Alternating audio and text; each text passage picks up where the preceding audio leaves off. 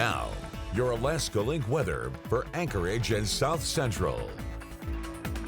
Good evening. As mentioned, those winds are continuing to stay a concern across the South Central. We note that even our inland areas here from the Valley and the Bowl still getting upwards of some 20 to 40 mile per hour gusts, as well as noting that some of our gap winds as well there, Seward as well as Valdez, noting that getting some 45 to 55 mile per hour gusts are adding to that chill to work its way all the way to those coastal locations as we're looking at the lowest wind chills into our Friday morning, all below zero, even down to 15 below into Seward, 15 to below into Palmer, to 7 below into Anchorage, where actual temperatures are looking to fall into those single digits above zero. Few spots there below zero, but generally what we see is that with some of these stronger winds, it does keep the environment mixing. Actually, calmer air conditions can allow for some colder temperatures, which we may see that develop. We're watching some changes that will be occurring throughout the weekend. But one thing that we are noting is that winds do look like they are going to continue to carry over into Saturday. There was some signal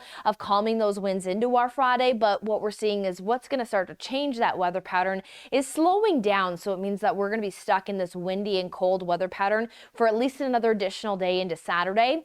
By Sunday, we're going to talk about some increasing cloud cover with that change, which is going to ease the winds. And with easing winds, we could have dropping temperatures, but with some increasing cloud cover, that might help us from keeping away from some of those below zero low temperatures. Something we'll be watching for Sunday. And then as we continue to watch changes take place with some warming temperatures, we'll also talk about some early chances for some snowfall next week.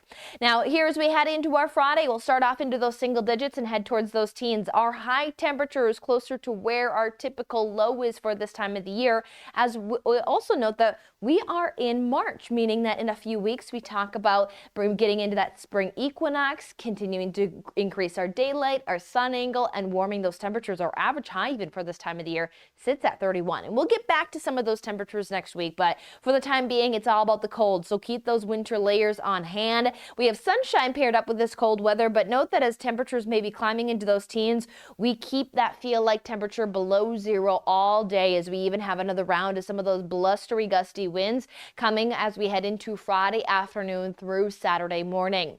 We'll see that sunshine, not as enjoyable sunshine, as we'll need to make sure that we are wearing all the layers. 10 and a half hours there though that we have, just a sunrise before 8 a.m. and a sunset around 6:30. So as high temperatures again are heading in those teens, note that feel like temperatures though stay below zero. So if you're heading out for any activities this weekend, layers, layers, layers. We'll keep that very similar setup for Saturday.